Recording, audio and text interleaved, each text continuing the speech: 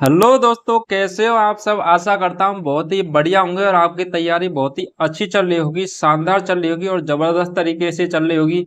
चलनी भी चाहिए। कहते हैं ना, आंखों में अरमान लिया, मंजिल को अपना मान लिया, मुश्किल क्या आसान क्या, अब ठान लिया तो ठान लिया।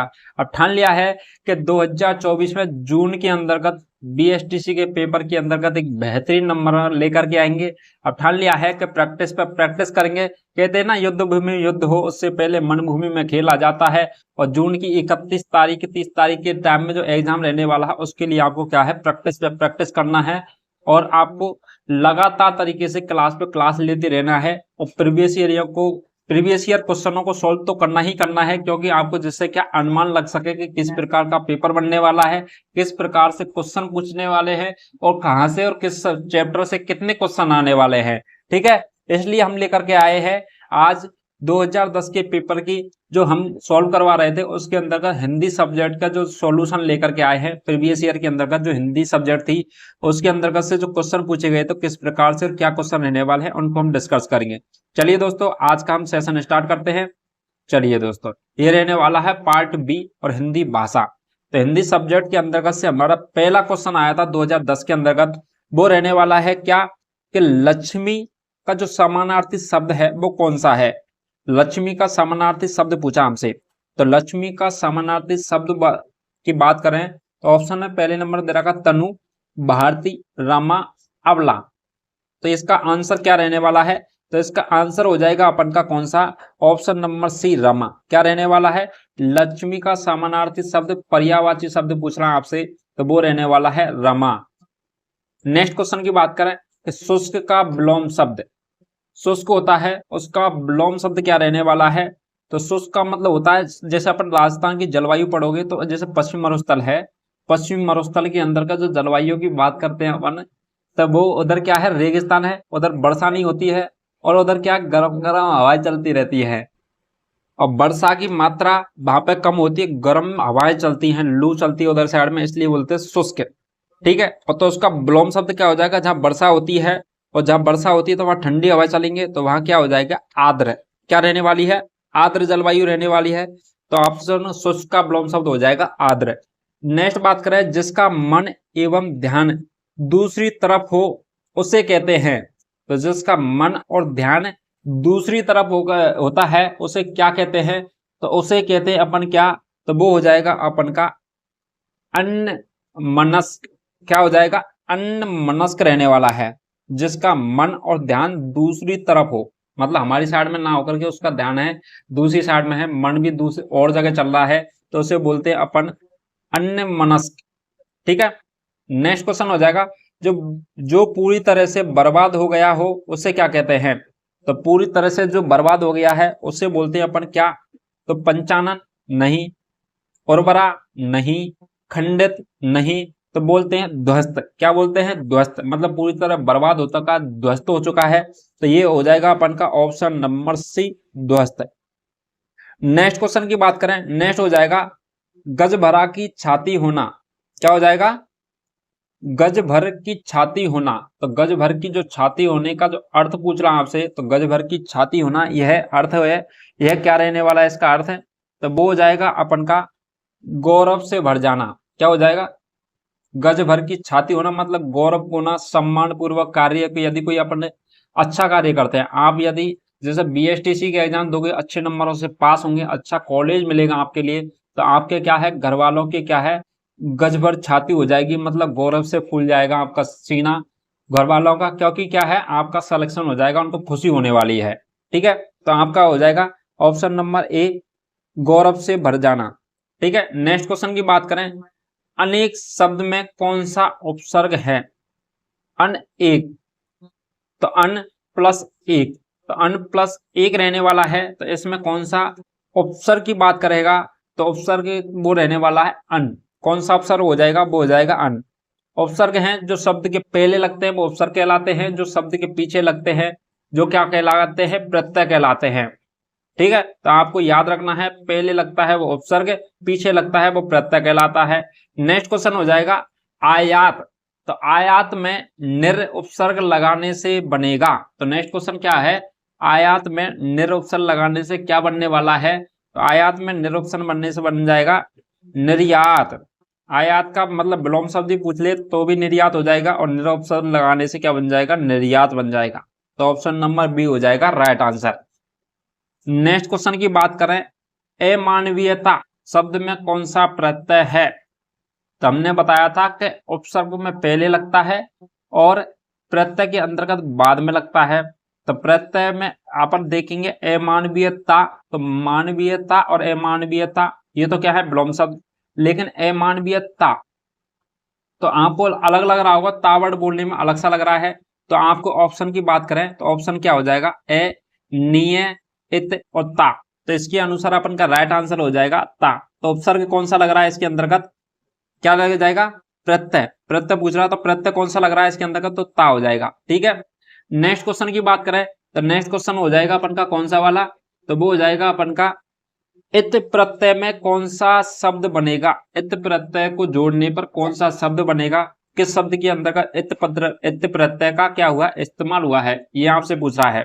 तो ये हुआ है अपन के किसके अंतर्गत, तो अपन बात करें प्रचलित इत, प्रचलित इत। ठीक है, तो ये हो जाएगा ऑप्शन नंबर सी। नेक्स्ट बात करें ऊंचाई शब्द में कौन सा प्रत्यय है।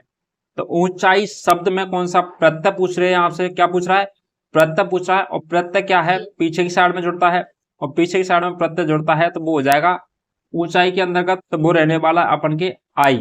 तो उच्च प्लस आई ऊंचाई, उच्च प्लस आई ऊंचाई। ठीक है, तो ऑप्शन नंबर बी हो जाएगा राइट आंसर। नेक्स्ट क्वेश्चन की बात करें, जंगल का पर्यायवाची है। तो जंगल का जो पर्यायवाची शब्द हो जाएगा वो कौन सा हो जाएगा।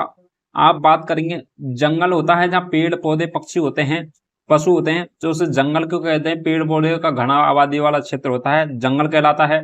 और जंगल को अपन अन्य नाम से एक अरण्य नाम भी और होता है, क्या होता है, अरण्य। तो अरण्य हो जाएगा जंगल का पर्यायवाची नाम।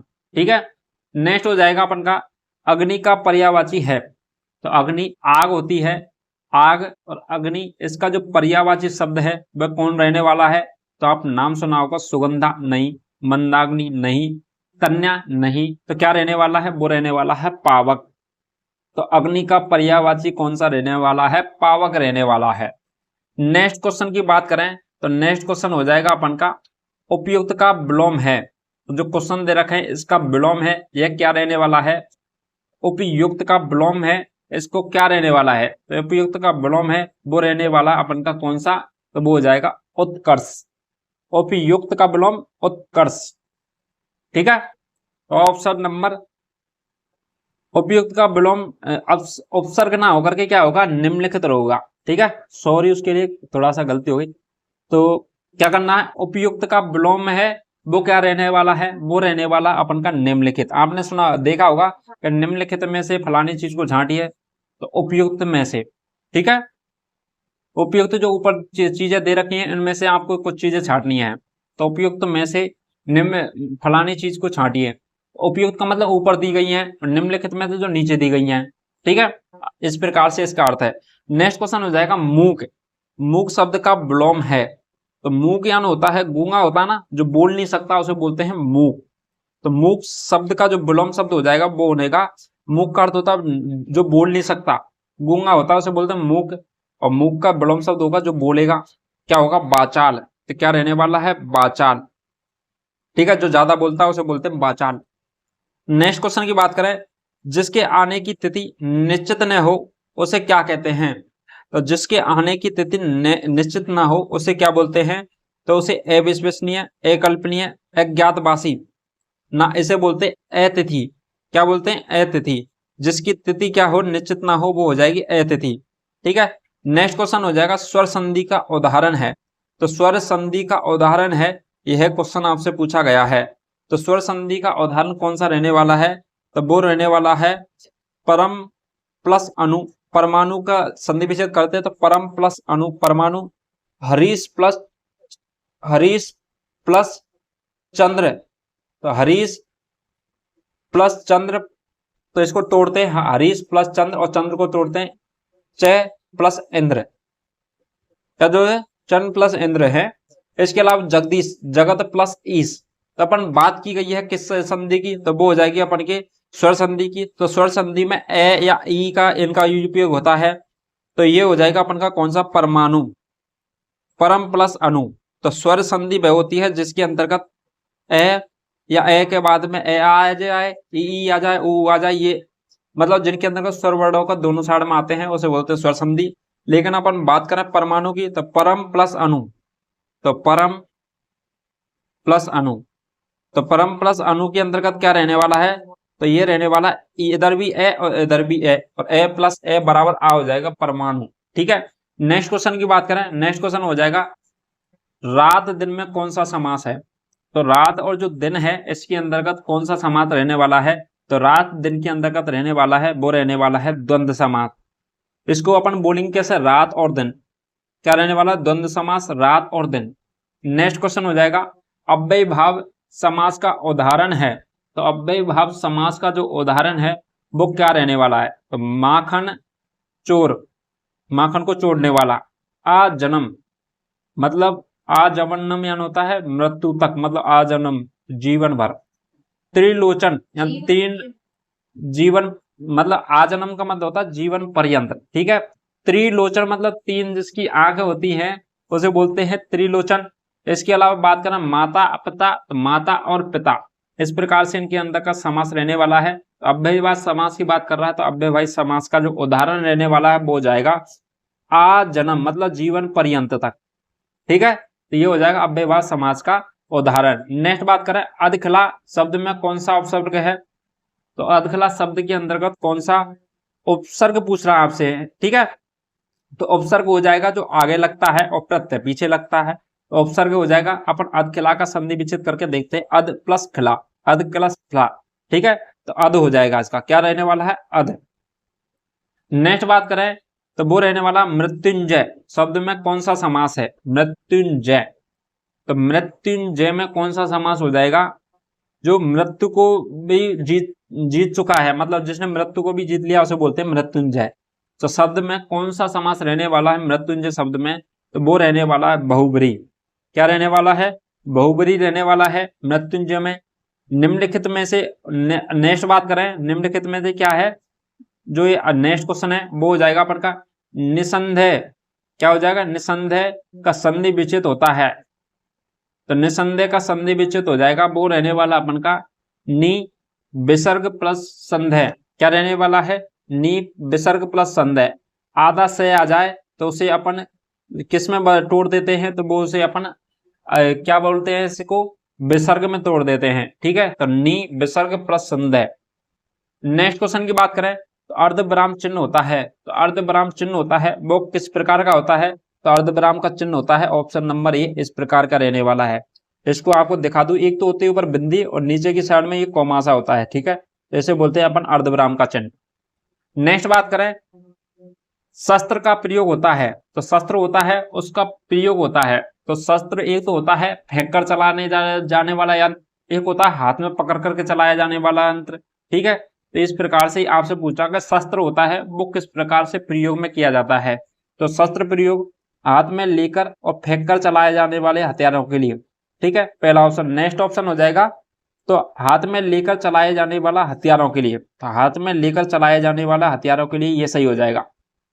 और फेंक कर चलाए जाने वाले हथियारों के लिए थर्ड ऑप्शन ये गलत है। ठीक है, तो ना तो फेंक कर चलाया जाता है, वो किस में चलाया जाता है, हाथ में लेकर चलाया जाता है। पहला ऑप्शन में क्या है, फेंक कर यूज किया गया, और सेकंड ऑप्शन में भी फेंक कर यूज किया गया है, बल्कि आंसर हो जाएगा अपन का हाथ में लेकर के चलाया जाने वाला यह अस्त्र हो जाएगा। ठीक है, इसके अलावा बात करें प्रत्यय के लिए प्रमाण की आवश्यकता नहीं हो, प्रत्यक्ष के लिए प्रमाण की आवश्यकता नहीं के लिए लोकोक्ति प्रचलित है। तो प्रत्यक्ष के लिए प्रमाण की आवश्यकता नहीं होती है, आपने ये कई बार कहावत सुनी होगी आपके और पास एनवायरमेंट में, कि प्रत्यक्ष के लिए प्रमाण की आवश्यकता नहीं होती है। ठीक है, तो यह जो लोकोक्ति है इसका जो अर्थ क्या होता है, तो इस लोकोक्ति का अर्थ क्या होता है, हथेली पर सरसों उगाना, नहीं ये नहीं रहने वाला है। नेक्स्ट बात करें हाथ कंगन को आरसी क्या और पढ़े लिखों को फारसी क्या, ये भी कहावत होती है ना, तो प्रत्यक्ष को प्रमाण की आवश्यकता नहीं होती है, और हाथ कंगन को आरसी क्या, पढ़े लिखों को फारसी क्या। तो इसका अर्थ होता है प्रत्यक्ष को प्रमाण की आवश्यकता नहीं होती। ये क्या रहने वाला, ऑप्शन नंबर बी। ठीक है, तो लोग होती क्या, हाथ कंगन को आड़ से क्या और पढ़े लिखों को फाड़ से क्या, तो इसका क्या होता है, प्रत्यक्ष को प्रमाण की आवश्यकता नहीं होती है। नेक्स्ट हो जाएगा ओछे की प्रीत और बालू की भीत का प्रचलित अर्थ होता है। तो अपन पहले बात करें ओछे की प्रीत। जो घटिया लोग होते हैं, ओछे लोग होते हैं, जो नेक नेक पे अपनी जात दिखा देते हैं, उसे बोलते हैं ओछे लोग। तो उसकी जो प्रीत वो क्या, मतलब रिलेशन नहीं करता है ढंग से। ठीक, ओछे आदमी होते हैं वो क्या है, अपनी यारी दोस्ती नहीं रखते हैं, रिश्तों को नहीं निभाते हैं। और बालू की भीत, जो रेत की भी जो वो होती है भीत, दीवार होती है, उसका कोई सहारा नहीं होता। जो मिट्टी की दीवार होती है, रेत के बालू से बनाई गई दीवार, उसका कोई सहारा नहीं होता, वो थोड़े दिन में ही टूट जाती है। ठीक है, उसका भी कोई विश्वास नहीं। और ओछे की प्रीत का मतलब ओछे की यार दोस्ती और रिश्ते का भी कोई वो नहीं होता।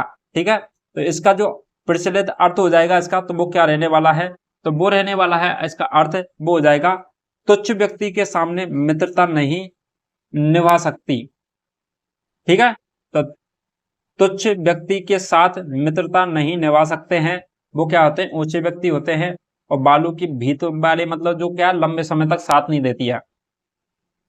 तो ऑप्शन नंबर ए हो जाएगा अपन का राइट आंसर, कि तुच्छ व्यक्ति व्यक्ति के साथ मित्रता नहीं निभा सकती। ठीक है, नेक्स्ट हो जाएगा अपन नेक्स्ट क्वेश्चन, कि उल्टी गंगा का बहने का अर्थ होता है। उल्टी गंगा बहने का जो अर्थ होता है वो क्या रहने वाला है, वो रहने वाला अपन के बहुत अधिक अंदर, उदासीन हो जाना, नियम विरुद्ध कार्य करना और साफ इंकार कर देना। तो उल्टी गंगा बहने का मतलब होता है कि नियम के विरुद्ध कार्य करना। क्या करना, उल्टी गंगा का मतलब होता है नियम के विरुद्ध कार्य करना। ठीक है, जैसे कि ये किस प्रकार से रहने वाला है उल्टी गंगा का, ये आपको बताते हैं। जैसे अपन का नियम कहता है अपन को सीधा इस रास्ते से जाना है। ठीक है, नियम तो अपन कहता है, लेकिन अपन क्या करते हैं, इसके विपरीत साइड में होकर के जाते हैं। तो इसलिए क्या है, इसका विरोध कर रहे हैं, विरोध कर रहे हैं।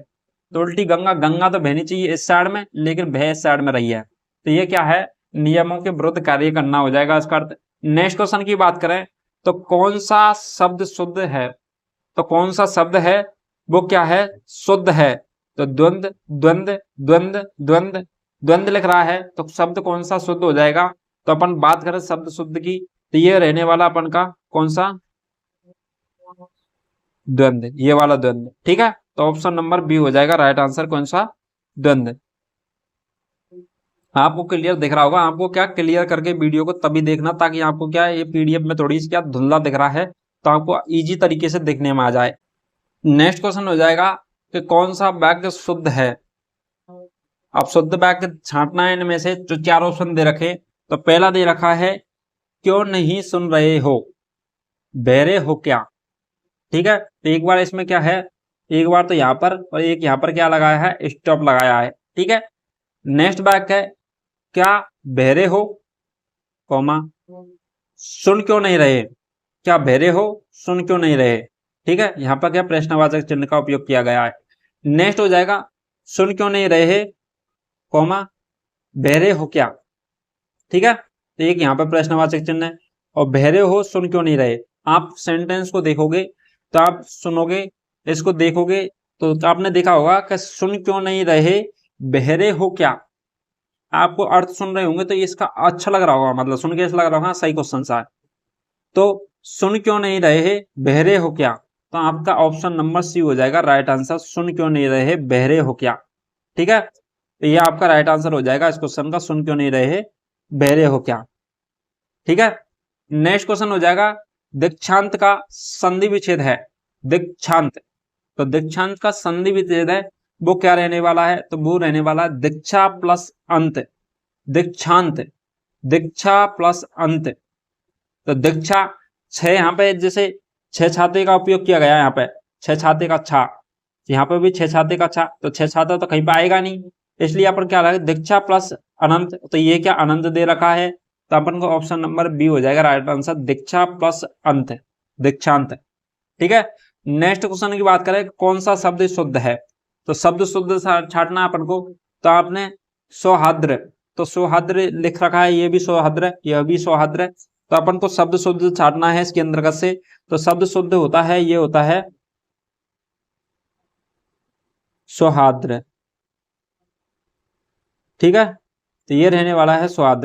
तो ये अपन का कौन से ऑप्शन में रहने वाला है, तो वो रह जाएगा अपन का किसके अंतर्गत, तो वो हो जाएगा अपन के ऑप्शन नंबर डी सौहार्द। आपको ये थोड़ा धुंधले दिख रहे होंगे, लेकिन आपको क्या है, इन पे मेरे शब्दों को सुनना है। ये आपका ऑप्शन नंबर डी सौहार्द जो मैंने यहाँ लिखा है, ये आपका इस प्रकार से रहने वाला है। ठीक है, तो ये थे आपके हिंदी के अंतर्गत पूछे गए थे प्रीवियस ईयर क्वेश्चन 2010 के अंतर्गत। 2010 के अंतर्गत जितने भी क्वेश्चन पूछे गए थे वो हमने आपके साथ में डिस्कस किया है। ठीक है, हिंदी के अंतर्गत तो ये 30 क्वेश्चन थे। इसके अलावा हमने जो जीके की, जो आपके 2010 के जीके के अंतर्गत जीके की बात की है, इसके अलावा हमने 2009 के अंतर्गत जीके की बात की थी, रीजनिंग की बात की थी, वो भी क्लासें आपको अपलोड कर दी गई हैं, उनको भी आपको क्या है डिटेल से देखना है। चलिए दोस्तों, आज के लिए इतना ही। अब मिलते हैं नेक्स्ट वीडियो में, नेक्स्ट क्लास के साथ में।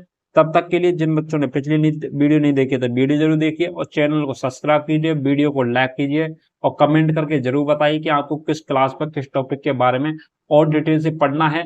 वो भी हम आपके लिए हेल्प करने के लिए तैयार हैं। चलिए दोस्तों, थैंक यू सो मच।